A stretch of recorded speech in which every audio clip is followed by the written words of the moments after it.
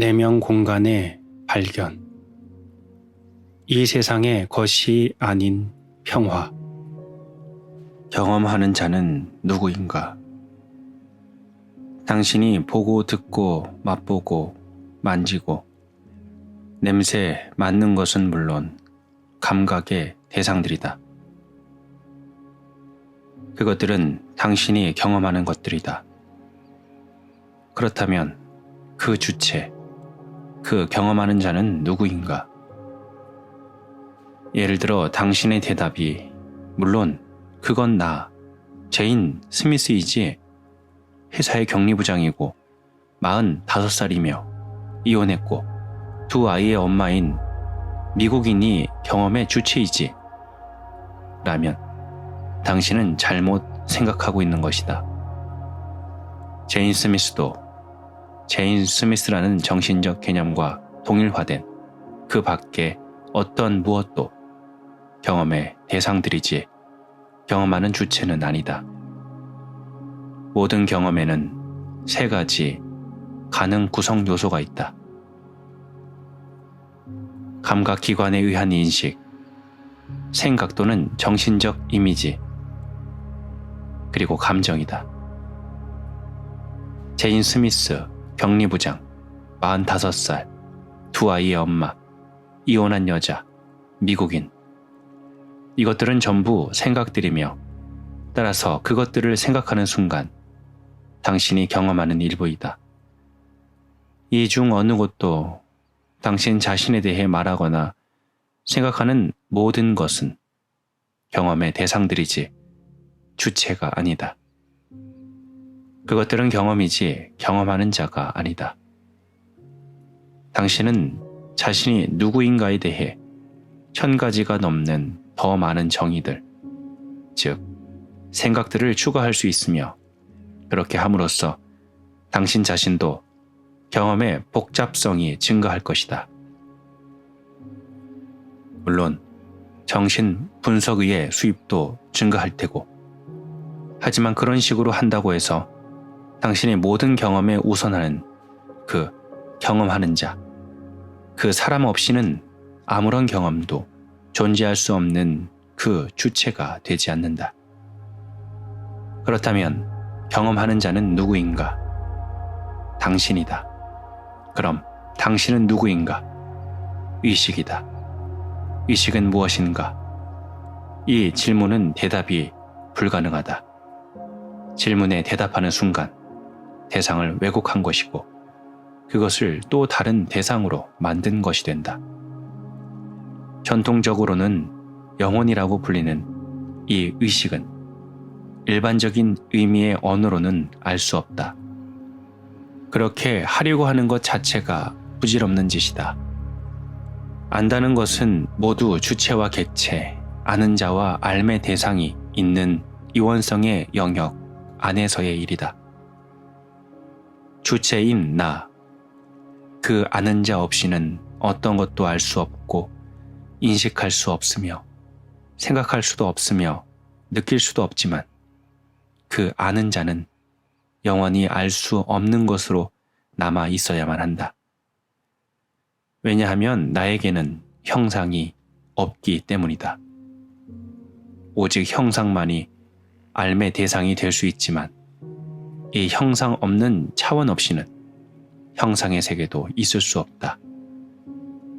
형상 없는 차원은 형상들의 세계가 나타났다가 사라지는 빛나는 공간이다. 그 공간이 나의 순수한 있음의 삶이다. 그곳은 시간을 초월해 있다. 나의 순수한 있음도 시간을 초월해 있고 영원하다. 그 공간 안에서 일어나는 것들은 상대적이고 일시적이다. 쾌락과 고통, 어둠과 이름, 탄생과 죽음이다. 내적 공간을 발견하는 데 가장 큰 방해물, 그 경험하는 자를 찾는 데 가장 큰 장애물은 경험에 너무도 마음이 사로잡힌 나머지 자기 자신을 잃어버리는 것이다. 이것은 의식이 자신이 꾸는 꿈 속에서 실종됨을 의미한다. 모든 생각, 모든 감정, 모든 경험에 점령당해 마치 꿈속에 있는 것 같은 상태가 된다. 수천 년 동안 인간에게는 이것이 정상적인 상태였다. 당신의 의식을 알 수는 없지만 자기 자신으로서 의식을 의식하는 일은 가능하다. 어느 상황에서도 어느 장소에 있든 상관없이 직접적으로 의식을 감지할 수 있다. 당신은 그 의식을 자신의 현존으로서, 예를 들어 이 페이지에 적힌 단어들이 인식되고 생각으로 바뀌는 그 내적 공간으로서 지금 여기에서 감지할 수 있다. 그것이 밑바탕에 있는 나의 있음이다. 당신이 지금 읽고 생각하는 단어들은 전면에 있고 그 나의 있음은 바탕을 이루는 층, 즉 모든 경험과 생각과 느낌을 떠받치는 배경이다. 호흡, 생각의 흐름에 틈을 만듦으로써 내적 공간을 발견하라. 그 틈이 없으면 당신의 생각은 어떤 창조적인 불꽃도 없는 반복적이고 활기 없는 것이 된다. 이 행성의 대부분의 사람들이 여전히 그런 상태이다. 그 틈에 시간적 길이는 신경 쓰지 않아도 된다. 몇 초만이라도 충분하다. 그 틈은 당신 쪽에서의 어떤 노력 없이도 저절로 점점 길어질 것이다. 시간적 길이보다 중요한 것은 그 틈을 자주 가져와서 당신의 매일의 활동들과 생각 흐름에 여기저기에 그 틈이 있게 하는 것이다. 최근에 어떤 사람이 나에게 큰 영적 조직체의 1년 행사 안내표를 보여주었다. 훑어보니 흥미있는 세미나와 명상 프로그램들이 꽤 다양하게 준비되어 있는 것이 인상적이었다. 가지수가 다양해 온갖 음식들을 골라 먹을 수 있는 스칸디나비아식 뷔페 요리인 수메르고스 보르드가 연상되었다. 그 사람은 그 중에서 한두 개의 과정을 추천해 줄 수 있는지 나에게 물었다. 나는 말했다. 글쎄요, 잘 모르겠네요. 모두 다 흥미로워 보이는군요. 그리고 나는 덧붙였다.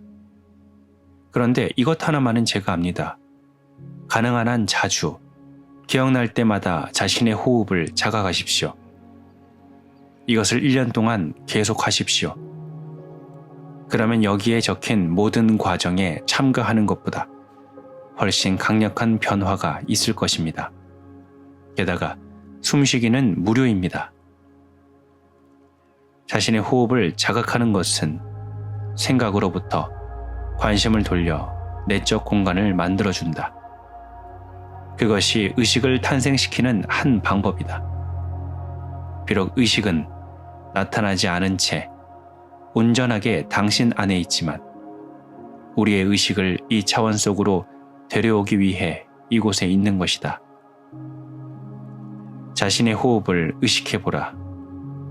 호흡의 감촉에 주목하라. 공기가 움직이면서 몸 안으로 들어오고 나가는 것을 느껴보라. 들숨과 날숨과 더불어 가슴과 배가 조금 팽창했다가 수축하는 것을 느낄 수 있다. 한 번의 의식적인 호흡만으로도 그 전까지 생각에서 생각으로 방해받지 않은 연속적인 흐름이 이어지던 자리에 약간의 공간을 만들기에 충분하다. 한 번의 의식적인 호흡을 2-3번이라면 더욱 좋지만 하루에 가능한 한 여러 번 반복한다. 이것은 당신의 삶에 내적 공간을 만드는 훌륭한 방법이다. 설령 어떤 사람들이 하듯이 2시간 이상씩 호흡 명상을 할지라도 한 번의 호흡이 당신이 알아차릴 필요가 있는 전부이며 당신이 진정으로 알아차릴 수 있는 전부이다. 나머지는 기억과 기대이다. 즉 생각이다. 사실 호흡은 당신이 하는 것이라기보다는 자연스러운 일어남이고 당신은 그것을 관찰할 뿐이다. 호흡은 저절로 일어난다. 몸 안의 지성이 그 일을 하고 있다. 당신이 해야만 하는 것은 그것이 일어나는 것을 지켜보는 일이다. 긴장도 노력도 개입하지 않는다. 또한 호흡 사이에 짧은 멈춤을 주목하라. 특히 숨을 다 내쉬고 난 뒤 다시 들이쉬기 전에 고요한 지점을. 많은 사람들은 호흡이 비정상적으로 얕다. 호흡을 자각하면 할수록 호흡은 자연스러운 깊이를 되찾는다. 호흡에는 형상이 없기 때문에 고대로부터 영혼, 즉 형상을 초월한 한 생명과 동등시되어 왔다. 하느님이 흙으로 사람을 지으시고 생명의 숨을 코에 불어넣으시니 사람이 살아있는 생명체가 되었다. 숨을 뜻하는 독일어 아트메는 고대 인도의 산스크리트어 아트만에서 온 것이다. 아트만은 만물의 내부에 존재하는 신성한 영, 내지 않은 신을 의미한다. 호흡에는 형상이 없다는 사실도 호흡 알아차림이 삶의 공간을 만들어내는, 즉 의식을 발생시키는 더없이 효과적 방법인 몇 가지 이유 중 하나이다. 호흡은 물체가 아니며 형태도 형상도 없기 때문에 훌륭한 명상 대상이다. 또 한 가지, 호흡 알아차림이 효과적인 이유는 호흡이 가장 미묘하고 겉보기에 중요하지 않은 현상처럼 보이기 때문이다. 니체가 말한 최고의 행복을 구성하는 더할 나위 없이 작은 것이기 때문이다. 정식 명상법으로 호흡 알아차림을 수련할지 그렇지 않을지는 당신에게 달려있다. 하지만 형식에 얽매인 명상은 나날의 삶 속으로 공간의식을 가져오는 대안이 될 수 없다. 호흡의 자각은 당신을 현재의 순간으로 오게 한다. 이것이 모든 내적 변화의 열쇠이다. 호흡을 의식할 때마다 당신은 절대적으로 현재의 순간에 존재한다. 또한 생각하는 동시에 호흡을 알아차릴 수 없음을 당신은 눈치챌지 모른다. 호흡에 의식을 집중하면 마음의 활동이 정지된다. 그러나 이것은 최면에 걸리거나 반쯤 조는 상태와는 매우 다르며 당신은 완전히 깨어있고 고도로 민감하다. 생각 아래로 떨어지는 것이 아니라 생각 위로 올라가는 것이다. 그리고 더 자세히 들여다본다면 완전히 현재의 순간 속으로 들어오는 것과 의식의 이름 없이 생각을 멈추는 이 두 가지가 사실은 하나이며 같다는 것을 발견하게 될 것이다. 공간 의식이 등장한 것이다.